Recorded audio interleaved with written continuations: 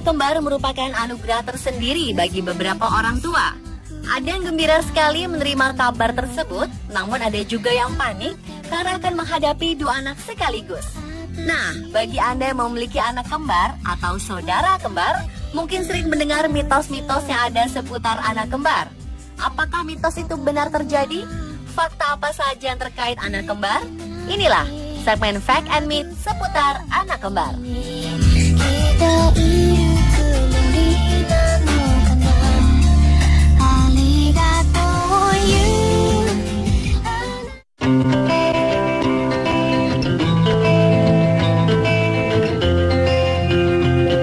Masyarakat di beberapa daerah memiliki mitos bahwa anak kembar yang keluar lebih dulu dari rahim ibunya adalah adiknya, bukan kakaknya.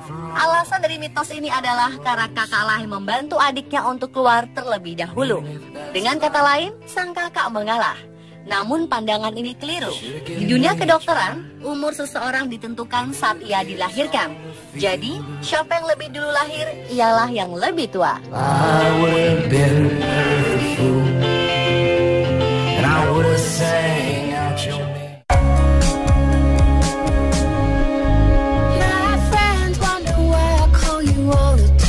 Ada mitos yang berkembang bahwa anak kembar tidak boleh ditempatkan di kelas yang sama. Anggapan ini muncul karena mereka dianggap akan sulit berkembang dan selalu bergantung satu sama lain. Beberapa sekolah mempercayai mitos ini, hingga pihak sekolah selalu memisahkan anak-anak kembar. Namun, apakah benar mitos tersebut? Faktanya, pemahaman itu salah besar. Para ahli psikologi justru menyarankan agar anak kembar mendapat kelas yang sama agar karakter, emosi, dan pertumbuhannya dapat berkembang lebih baik. Anak kembar biasanya merasa nyaman berada di dekat kembarannya. Jika pemisahan dilakukan, hal itu justru dapat merusak pemahaman pendidikan mereka. Ketika tiba waktunya, mereka akan memilih jalan masing-masing untuk menentukan minat pendidikan mereka.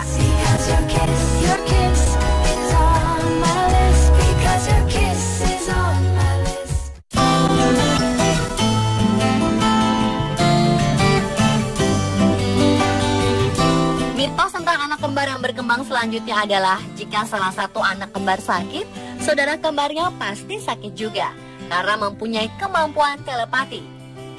Mitos ini memang sering terjadi pada anak kembar. Terkadang di tempat yang berbeda pun anak kembar bisa sama-sama sakit atau jarak sakitnya hampir berdekatan. Misalnya salah satu sakit hari ini, seminggu kemudian saudaranya sakit lagi. Para dokter dan ahli kesehatan menyimpulkan bahwa keadaan ini memang wajar karena hubungan emosional anak kembar sangat kuat. Sejak di dalam kandungan, mereka selalu berdampingan.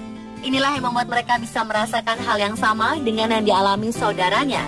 Namun tak hanya anak kembar, hal ini juga bisa terjadi pada suami istri.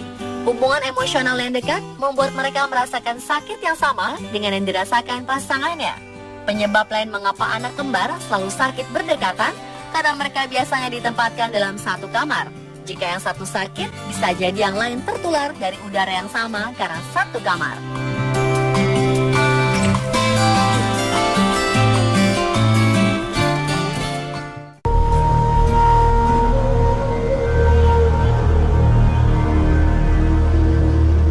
Mitos di daerah Jawa mengatakan bahwa ari-ari bayi kembar laki-laki dan perempuan harus dipisahkan cara penanamannya. Jika tidak, mereka akan menikah ketika besar nanti. Karena itu kembar laki-laki dan perempuan sering dijuluki kembar pengantin. Selain ari-arinya, anak kembar ini juga harus dipisahkan dan tidak boleh dibiarkan tumbuh dan berkembang secara berdampingan. Berbeda dengan Bali, masyarakat Bali kuno juga melakukan pemisahan terhadap kembar laki-laki dan perempuan. Namun tujuannya justru untuk menjodohkan mereka di masa depan. Kembar bayi dengan jenis kelamin yang berbeda ini dinamakan kembar buncing. Menurut kepercayaan masyarakat Bali kuno, kembar buncing telah ditakdirkan untuk berjodoh sejak mereka di dalam kandungan. Faktanya, hubungan saudara kembar sama saja dengan hubungan saudara biasa. Mereka menyimpan gen resesif tersembunyi yang bisa muncul jika terjadi hubungan insek atau pernikahan sesama saudara. Jadi apapun alasannya, saudara kembar seharusnya tidak dinikahkan untuk menghindari munculnya gen resesif yang akan merugikan generasi berikutnya.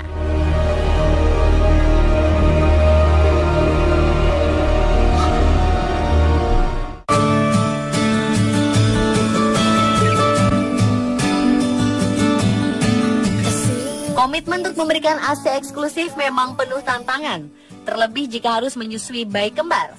Sejak dahulu, bayi kembar memang disarankan untuk berikan susu tambahan karena mengingat ibu mereka hanya satu. Para orang tua beranggapan produksi ASI seorang ibu hanya cukup untuk seorang bayi saja. Pertanyaannya, benarkah anggapan demikian? Faktanya, mitos itu sama sekali tidak benar. Produksi ASI seorang ibu disesuaikan dengan kebutuhan anaknya. Semakin sering sang ibu mengeluarkan ASI, semakin banyak ASI yang akan diproduksi. Namun yang terjadi kadang sang ibu merasa tidak percaya diri dengan kemampuannya sendiri, ditambah lagi tidak ada dukungan dari orang-orang sekitar. Pemberian ASI eksklusif pada bayi kembar memang membutuhkan energi yang ekstra, dan sang ibu harus mendapat bantuan dari orang lain, bisa suami ataupun saudara yang lain. Ibu bisa menyusui kedua anak sekaligus tanpa membuat anak lainnya menunggu dan akhirnya menangis. Teknik menyusui dua anak sekaligus inilah yang harus dibantu. Intinya, ASI eksklusif masih bisa dilakukan oleh ibu pemilik bayi kembar.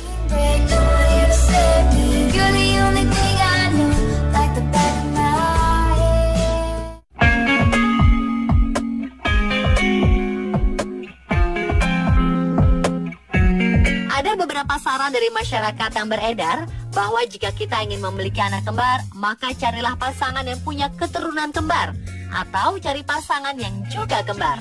Ini memang ada benarnya.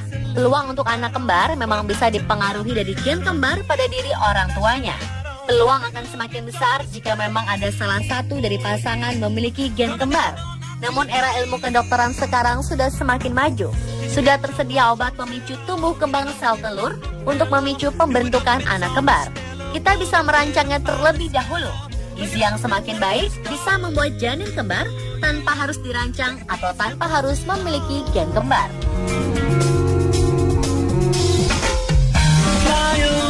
Pemirsa, itulah beberapa mitos dan fakta tentang anak kembar. Semoga tayangan ini bisa memperbaiki pemahaman seputar anak kembar ya. To find a place together.